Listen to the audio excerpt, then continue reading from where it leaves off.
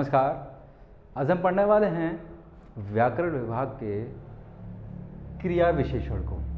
तो पहले वीडियो के लेक्चर हमने क्रिया को पढ़ा था, क्रिया के भेद को समझा था। मैंने वीडियो में बताया था कि क्रिया किसे कहते हैं। तो क्रिया किसी कार्य के होने या किसी कार्य के करना पाया जाता है, उसे क्रिया कहते हैं। यानी कोई कार्य हो रहा है या किसी कार्य को करने का बोध होता है, वहाँ क्रिया होती है। तो आज हम उसी क्रम को आगे बढ़ते हुए आज हम पढ़ेंगे क्रिया विशेषण। क्रिया विशेषण क्या होते हैं, कहाँ इनका प्रयोग होता है, क्रिया विशेषण के भेद कितने होते हैं, उन्हें हम कैसे पहचानेंगे, ये सब आज हम इस वीडियो के लेक्चर में डिस्कस करने वाले हैं। तो चलिए मैं शुरू करता हूँ क्रिया विशेषण को। तो जैसा कि क्रिया विशेषण इस शब्द से ही पता चल रहा है, क्रिया विशेषण यानी क्रिया की विशेषता बतलाने वाले शब्द। विशेषण के बारे में वीडियो लेक्चर में बताया था, वो शब्द जो विशेषता बतलाते हैं, किसी संज्ञा या सर्वनाम की विशेषता बतलाते हैं, उन्हें विशेषण कहते हैं। अब यहाँ क्रिया विशेषण है, क्योंकि क्रिया विशेषण है इस वजह से ये क्रिया की विशेषता बताएगा। यानी कि तात्पर्य कहने का ये है कि पदार्थ के विषय में विधान किए गए शब्दों की विशेषता बतलाने वाले शब्दों को हम क्रिया विशेषण कहते हैं। या दूसरी भाषा में अगर कहें या इसकी अगर दूसरी परिभाषा अगर देखेंगे तो वो होगा किसी भी कार्य के होने या किसी कार्य को करने की विशेषता बतलाने वाले शब्दों को क्रिया विशेषण कहते हैं। क्रिया की विशेषता बता उदाहरण से देखते हैं। एक उदाहरण मैं लिखता हूं, उदाहरण लिखता हूं।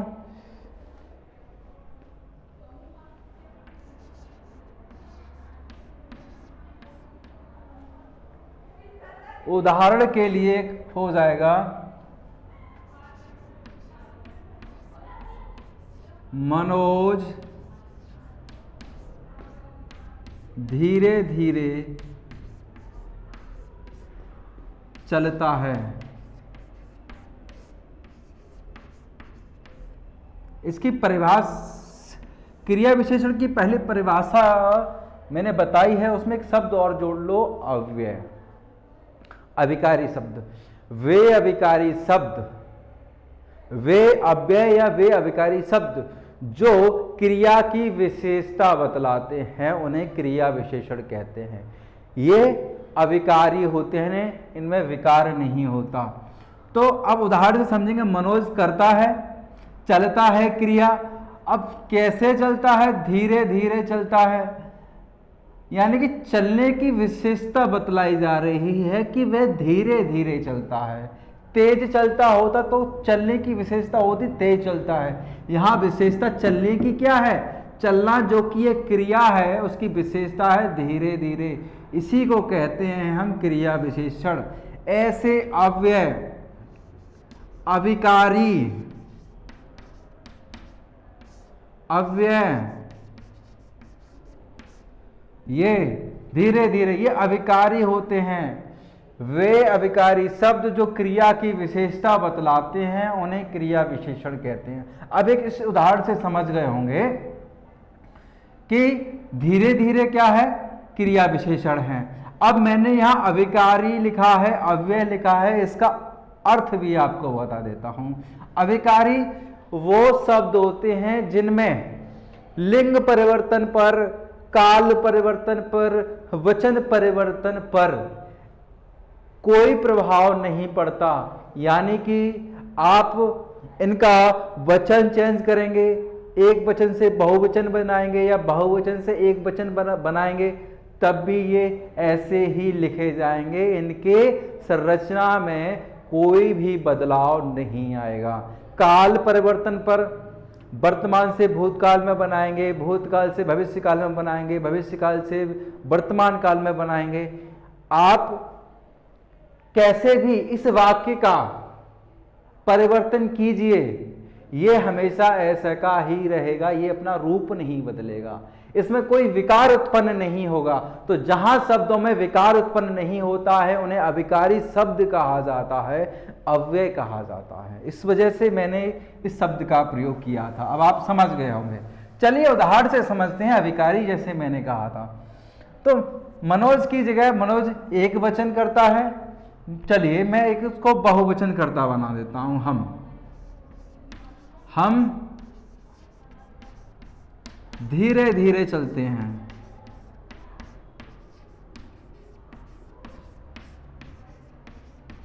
ये लो, एक वचन से बहुवचन बना दिया। धीरे धीरे में कोई परिवर्तन देखने को आपको मिला? कोई परिवर्तन देखने को नहीं मिलेगा। दूसरा देख लेते हैं। अब इसका चूंकि ये पुल्लिंग है, इसको स्त्रीलिंग में देखते हैं, तो इसको राधिका करेंगे। राधिका धीरे धीरे चलती है। ये लो आप, तो यहां पे हमने पुल्लिंग से स्त्रीलिंग बनाया। मनोज से राधिका हो गया, जो कि एक स्त्रीलिंग शब्द है। राधिका एक लड़की का नाम है। और यहां कर्ता का लिंग चेंज होने पर क्रिया पर प्रभाव पड़ा है। चलता से चलती हो गया, लेकिन क्या धीरे धीरे पर कोई प्रभाव पड़ा? कोई प्रभाव नहीं पड़ा। ऐसे ही काल चलता है, वर्तमान काल है, भविष्य काल में वाक्य को बदलते हैं। राधिका धीरे धीरे चलेगी। यह भविष्य काल हो गया, चलेगी। भविष्य में होने वाला कार्य हो गया, राधिका धीरे धीरे चलेगी। धीरे धीरे वैसा का वैसा ही है, कोई विकार उत्पन्न नहीं हुआ। इस वजह से क्रिया विशेषणों को हम अविकारी शब्द कहते हैं, इसकी परिभाषा में जोड़ा जाता है। वे अविकारी शब्द जो क्रिया की विशेषता को बतलाते हैं उन्हें क्रिया विशेषण कहते हैं। चलिए अब हम चर्चा कर लेते हैं इनके भेद पर। कितने भेद होते हैं? चलो, मैंने यहां लिखे हैं क्रिया के भेद। पहला होता है आपका कालवाचक क्रिया विशेषण, दूसरा स्थानवाचक क्रिया विशेषण, तीसरा परिमाणवाचक क्रिया, और चौथा और अंतिम है रीतिवाचक क्रिया विशेषण। 4 प्रकार की आपके क्रिया विशेषण के भेद हो जाएंगे। अब हम इनको एक एक करके चलते हैं, एक एक करके इनको समझते हैं। तो पहला है आपका कालवाचक। ये आपके यहां ऐसे ही लिखे रहेंगे 1 by 1। कालवाचक को पहले हम डिस्कस करेंगे, तो इसके जो कुछ भी इसके बारे में मैं समझाऊंगा वो यहां लिखूंगा, ठीक है। चलिए अब हम समझते हैं कालवाचक, यानी कि जो काल का बोध कराने वाले शब्द होते हैं, जो काल का बोध कराने वाले अविकारी शब्द होते हैं। पहले एक मैं उदाहरण लिख लेता हूं, ठीक है। उदाहरण के माध्यम से मैं आपको समझाऊंगा। मदन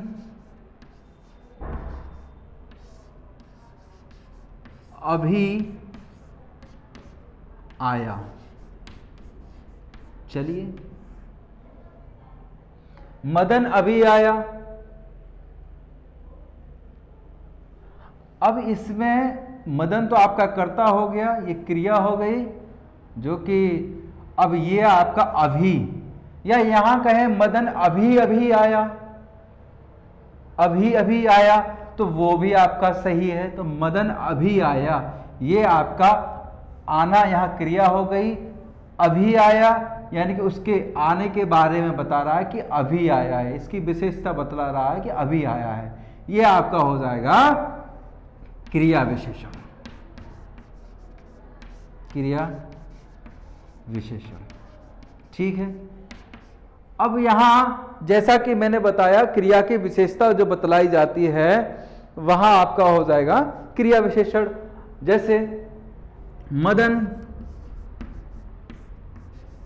कल आएगा।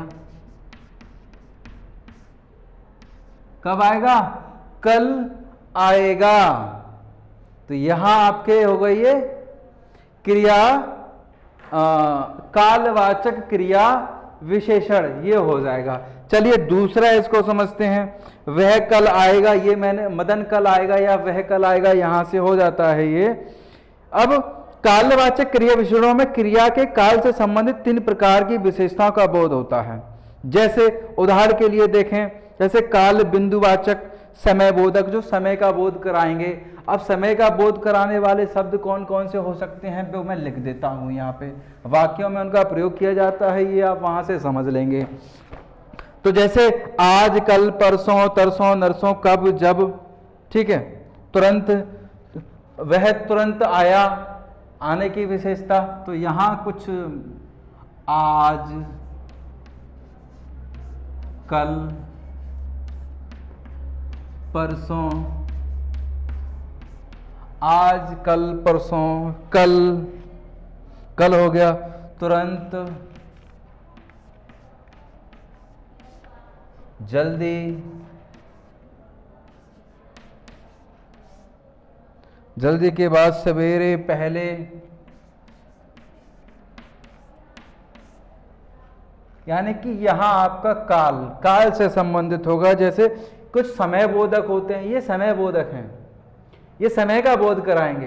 देखो आज, आज यानी समय का बोध करा रहा है, कल भी समय का, परसों भी समय का, तुरंत ये वर्तमान के समय का, जल्दी समय से होता है, सवेरे, शाम, सुबह शाम, आखिर, प्रातः, ये तब, कभी, फिर, ये आपके हो जाएंगे कालवाचक में, ठीक है।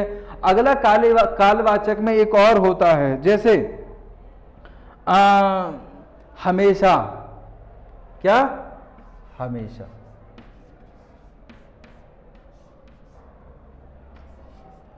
मदन हमेशा सोता रहता है।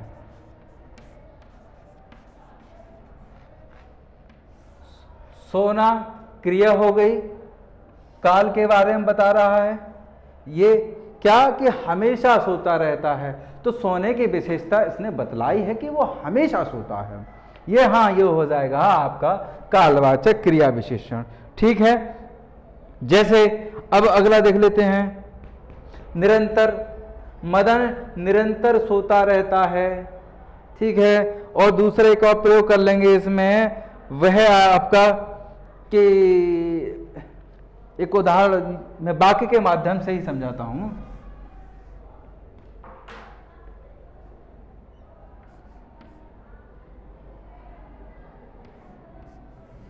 राजीव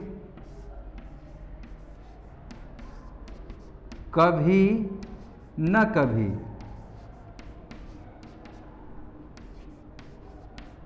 पहाड़ी पर गया होगा, ठीक है। राजीव कभी न कभी पहाड़ी पर गया होगा, पहाड़ी और गया होगा, जाना, ये आपकी हो गई क्रिया। और कभी न कभी, कभी न कभी, कभी तो गया होगा, कभी न कभी पहाड़ी पर गया होगा। तो जाने की विशेषता बतला रहा है, कभी न कभी। तो यहां से हम समझेंगे, ये समझा हमने कालवाचक क्रिया विशेषण को। अब बच्चों आप पहचानेंगे कैसे, प्रश्न ये है, एक युक्ति है, एक युक्ति है जिससे आप पहचान लेंगे कि इस वाक्य में कालवाचक क्रिया विशेषण है या स्थानवाचक क्रिया विशेषण है। तो कोई भी वाक्य आपको लिखा जाता है, मैंने यही वाक्य ले लेते हैं, राजीव कभी न कभी पहाड़ी पर गया होगा। अब इस वाक्य में क्रिया का प्रयोग करते हुए हम प्रश्न करेंगे कब से। राजीव पहाड़ी पर कब गया होगा, कभी न कभी गया होगा, कब गया होगा। यानी कि कालवाचक क्रिया विशेषण की पहचान के लिए आप उसमें कब से प्रश्न कर सकते हैं, ठीक है। मैं आज सुबह उठा। कब उठा? सुबह उठा। कब? तो यहां आपको यह समझ लेना है कि वाक्य में कब से प्रश्न करिए। ठीक है, यहां आप जहां अगर आपको जो उत्तर मिलेगा वह आपका कालवाचक में हो। उत्तर मिल जाता है तो कालवाचक हो जाएगा कब से। ठीक है, अगला हम डिस्कस कर लेते हैं, देख लेते हैं स्थानवाचक को। तो इसके स्थान, इसके शब्द से पता चलता है कि स्थान का बोध होता है। उदाहरण के लिए लिखेंगे, स्थान का बोध कराने वाले क्रिया विशेषणों को स्थानवाचक क्रिया विशेषण कहते हैं। उदाहरण एक मैं आपको एक उदाहरण के माध्यम से ही समझाऊंगा। पहला लिख लेते हैं मदन। अब हम डिस्कस कर रहे हैं स्थानवाचक को, तो यहां जो कुछ भी लिखूंगा स्थानवाचक के बारे में लिखूंगा। मदन बाहर खेल रहा है। तो यहां मैंने वाक्य लिखा है, सभी बच्चे अपने मन में पता कर लेंगे कि इसमें स्थानवाचक क्रिया विशेषण कौन सा होगा।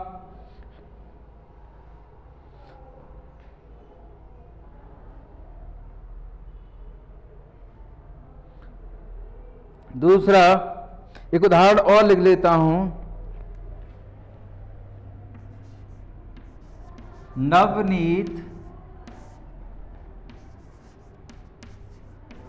अंदर गया है। नवनीत अंदर गया है, तो सभी बच्चे अपने मन में ये कर लेंगे। अभी बताऊंगा मैं, कुछ उदाहरण और लिख दूं, उसके बाद मैं जो बताऊंगा और आपने जो सोचा है क्या वह दोनों एक ही हैं, यानी कि आपने जो सोचा है वह सही है, यानी कि आपको ये स्थानवाचक क्रिया विशेषण या क्रिया विशेषण समझ में आ चुके हैं। आप इसके शब्द से ही समझ गए हैं स्थान का बोध कराने वाले शब्द। जैसे उदाहरण के लिए दूसरा लिख लेते हैं,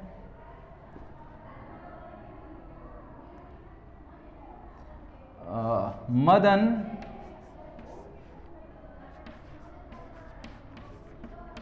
पहाड़ी की ओर गया है। समय देखिए, अभी तो समय है। मदन पहाड़ी की ओर गया है, की ओर, ठीक है, अंदर बाहर। अब यहां हम देखेंगे खेल रहा है, खेलना क्रिया है, क्रिया की विशेषता बाहर, ये स्थान को बता रहा है, बाहर, अंदर, की ओर, पहाड़ी की ओर, ये भी इशारा कर रहा है स्थान की तरफ, पहाड़ी की ओर, स्थान की तरफ, ये पहाड़ी की ओर इशारा कर रहा है, तो वो आपका स्थानवाचक क्रिया विशेषण हो जाएगा। अब जैसा कि मैंने आपको कालवाचक क्रिया विशेषण में बताया था कि आप इसमें प्रश्न करेंगे कब लगाकर, अब इसमें प्रश्न आप करेंगे क्या लगाकर प्रश्न करेंगे, इसमें आप लगाएंगे कहां, स्थान है तो कहां। चलिए अब यहां देख लेते हैं, मदन कहां खेल रहा है, बाहर खेल रहा है, उत्तर मिल गया। और बाहर आपका हो गया क्रिया विशेषण, यो आपका हो जाएगा स्थानवाचक क्रिया विशेषण। नवनीत कहां गया है, अंदर गया है, क्रिया विशेषण हो गया, वो भी स्थानवाचक। मदन कहां गया है, पहाड़ी की ओर गया है, तो की ओर, ये तो आपका क्या हो जाएगा, कर्म हो जाएगा ना, ऑब्जेक्ट हो जाएगा ये की ओर, ये आपका अभिकारी शब्द है की ओर, ये परिवर्तित नहीं होगा, तो ये आपका हो जाएगा स्थानवाचक क्रिया विशेषण। जैसे ऊपर से नीचे, उत्तर से दक्षिण, या यूं कहें जहां वहां तहां, आगे पीछे, ऊपर नीचे, बहुत सारे शब्द हैं जो स्थानवाचक क्रिया विशेषण में आते हैं। यहां वहां, आगे पीछे, ऊपर नीचे, बाहर भीतर, सामने, पास, निकट, समीप, सर्वत्र, अन्यत्र, ये सभी क्या हैं आपके स्थानवाचक क्रिया विशेषण हैं। हिंट मैंने दे दी, कहां शब्द का प्रयोग करते हुए आप प्रश्न पूछेंगे आपको उत्तर मिल जाएगा, वहां आपका स्थानवाचक क्रिया विशेषण हो जाएगा।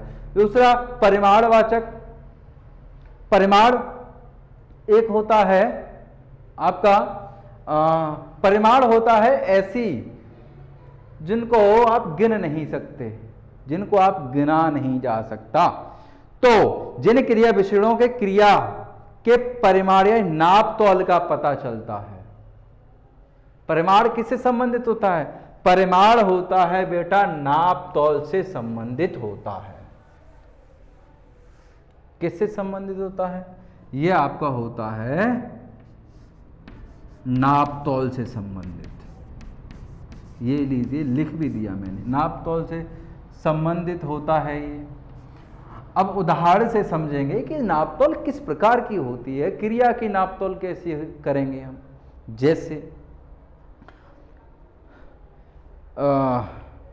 उदाहरण के लिए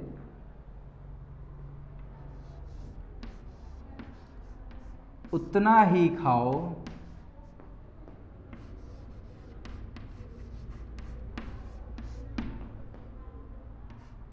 जितना पचा सको।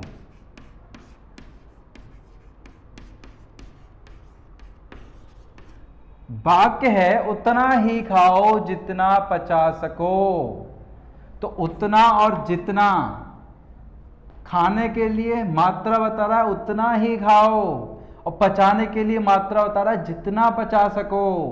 ये मात्रा बता रहा है उतना ही खाओ जितना पचा सको। मिठाई बहुत है, मिठाई की मात्रा को बता रहा है कि वह बहुत है। वह थोड़ा बोलता है, वह थोड़ा बोलता है। बोलना क्रिया हो गई, और क्रिया के बारे में विशेषता बतला रहा है कि वह थोड़ा बोलता है, ज्यादा बोलता है, कम बोलता है, अधिक बोलता है। ये सब मात्राएं बता रही हैं। ये सब क्या है?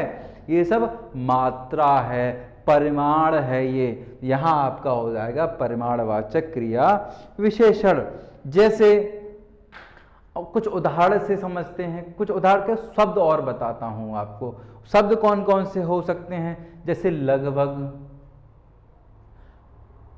काम लगभग पूरा हो चुका है, काम लगभग पूरा हो चुका है, काम पूरा हो चुका है लगभग में। ठीक है। दूसरा, बहुत या अधिक या भारी, खूब, पूर्णतः, बिल्कुल, बड़ा, अतिशय, अनियंत, या फिर सर्वथा, या बहुतायत, या पूर्णतः।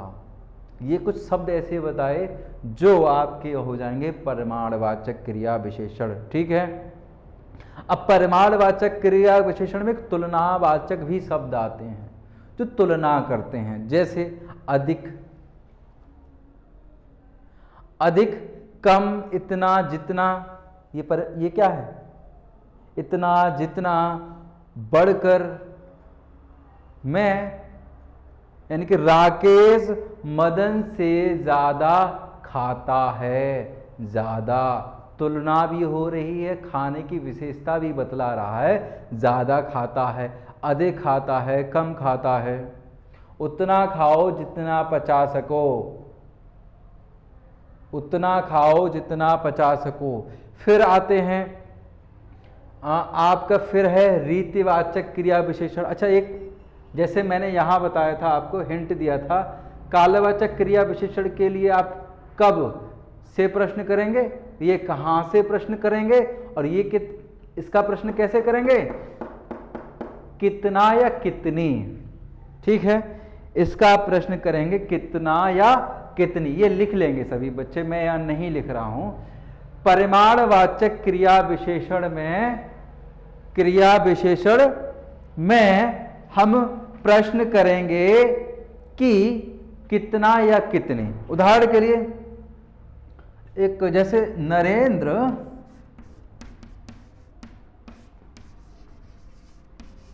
खूब हंसा। नरेंद्र कितना हंसा? खूब हंसा। उत्तर मिल गया। ठीक है। और जितना चाहे ले लो, कितना ले लो? जितना चाहे। तो जितना जो शब्द है वो आपका हो जाएगा क्रिया विशेषण। जरा सोच समझकर बोलिए, जरा सोच समझकर बोलिए। कितना? सोच समझकर बोलिए, जरा सोच समझकर बोलिए। चीनी थोड़ी है, चीनी कितनी है? थोड़ी है, उत्तर मिल गया आपको, यही आपका परिमाणवाचक क्रिया विशेषण हो जाएगा। फिर देख लेते हैं एक उदाहरण और लेते हैं। अशोक बहुत रोया, कितना रोया? बहुत। बहुत क्या है? अविकारी शब्द है, ये इसमें विकार उत्पन्न नहीं होगा, ये आपका क्रिया विशेषण यानी कि आपका परिमाणवाचक क्रिया विशेषण हो जाएगा। चाय में दूध कम है, चाय में दूध कितना है? कम है, ये आपका हो जाएगा परिमाणवाचक क्रिया विशेषण। तो आपको परिमाणवाचक क्रिया विशेषण को पहचानने की मैंने युक्ति भी बताई कि आप प्रश्न करेंगे कितना या कितनी से। कितना या कितनी के बाद अगर आपको प्रश्न का उत्तर मिल जाता है और जिन शब्दों से आपको उत्तर मिलता है वही आपके परिमाणवाचक क्रिया विशेषण हो जाएंगे। अगला है और आखिरी है रीतिवाचक क्रिया विशेषण।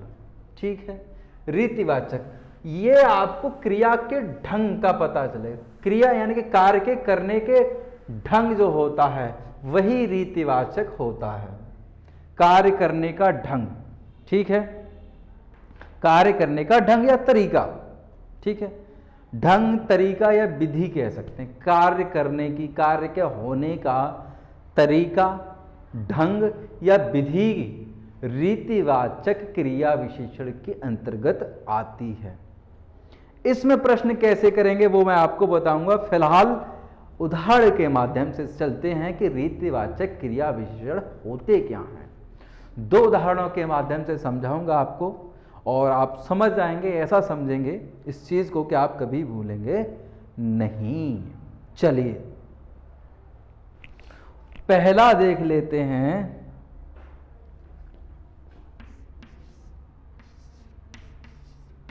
लड़के शांति से बैठे हैं, शांति से बैठे हैं। बैठने का ढंग क्या है उनका? बैठने का तरीका कैसा है? बैठने का ढंग कैसा है? बैठने का विधि कैसी है? शांति, शांति से बैठे हैं। कैसे बैठे? शांति से बैठे हैं। ये आपका हो गया क्रिया विशेषण। वो भी कौन सा? रीतिवाचक क्रिया विशेषण। एक और मैं उदाहरण देता हूं। मैंने उसे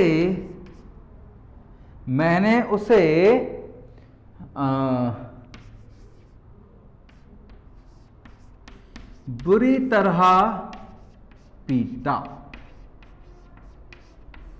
मैंने उसे बुरी तरह पीटा। मैंने पीटा, पिटाई लगाई। कैसे लगाई? बुरी तरह से। कैसे लगाई? बुरी तरह से। तो पीटने की व्यवस्था, पीटने की जो तरीका है, पीटने का जो तरीका है, पीटने की जो विशेषता है बुरी तरह से, पीटने का जो तरीका है बुरी तरह से, वही हो जाएगा आपका रीतिवाचक क्रिया विशेषण। एक और उदाहरण से देखते हैं।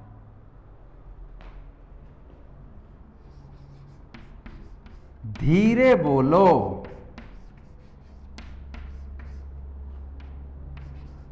कोई सुन लेगा। लेगा की जगह मैंने लेखा लिख दिया है, ये यहां सही कर देता हूं मैं। ठीक है बच्चों, लेगा। चलिए धीरे बोलो।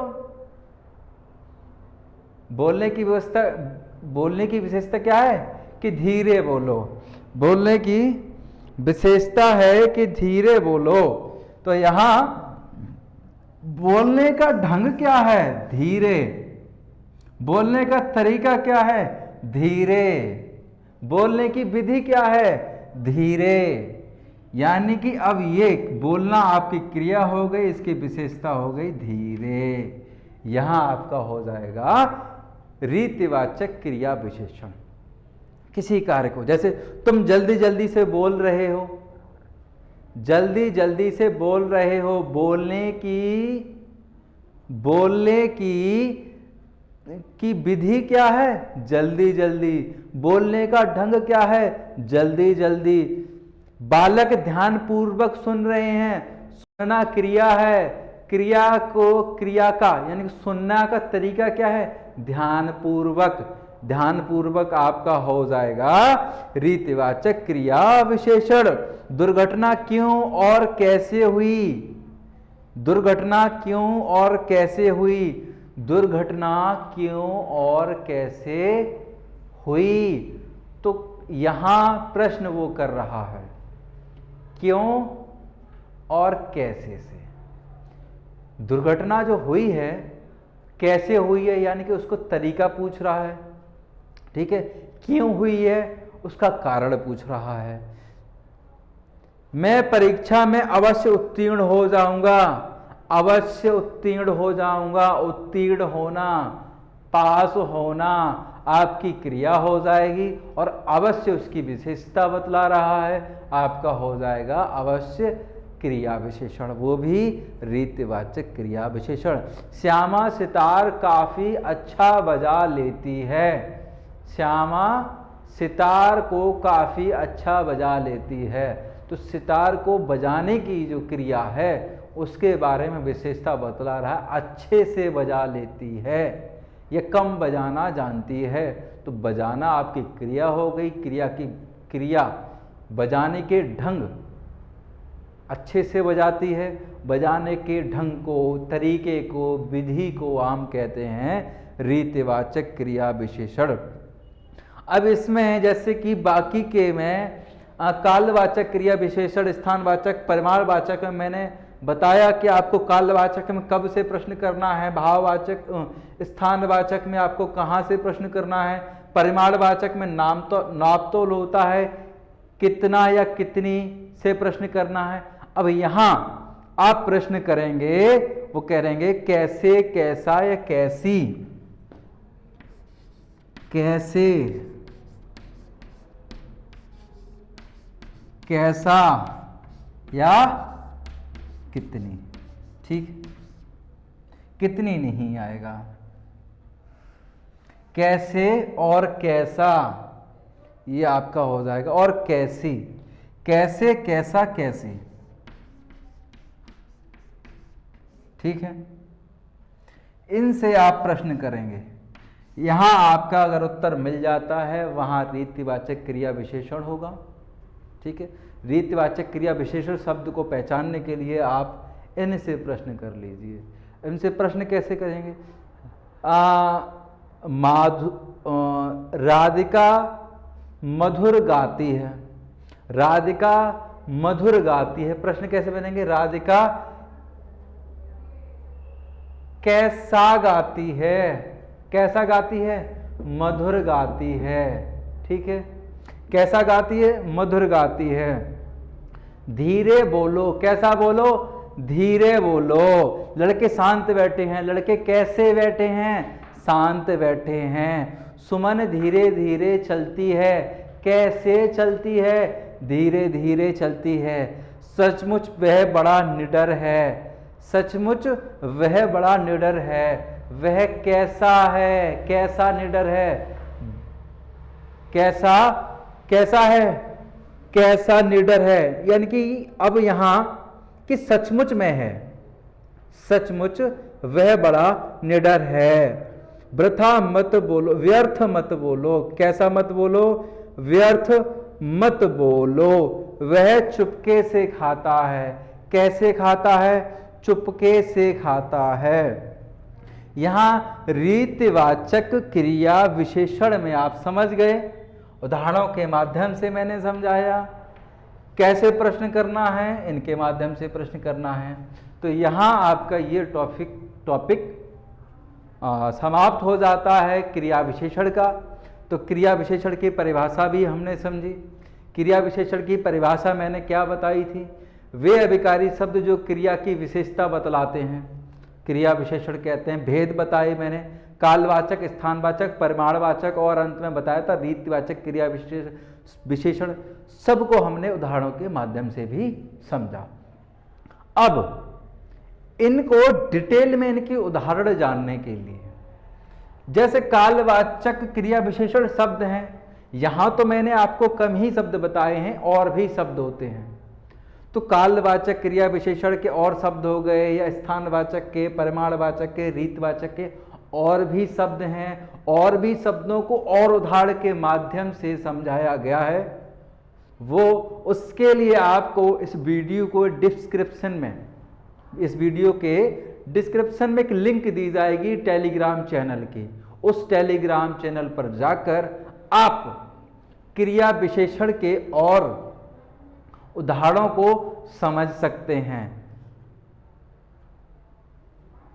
क्रिया विशेषण के साथ साथ व्याकरण संबंधी और भी चीजें वहां आपको देखने को मिलेंगी, और भी आप गहराई से चीजों को वहां सीखेंगे। कई प्रकार के आपको उदाहरण मिलेंगे, कुछ नए शब्द मिलेंगे, कुछ पुराने भी शब्द मिलेंगे। तो आप ये टेलीग्राम चैनल को ज्वाइन कर लेंगे, वहां से आप इस टॉपिक के से रिलेटेड, इस टॉपिक से संबंधित अन्य उदाहरण भी वहां आपको देखने को मिल जाएंगे। यहाँ आपका ये वीडियो का लेक्चर यानी क्रिया विशेषण का टॉपिक समाप्त होता है। धन्यवाद।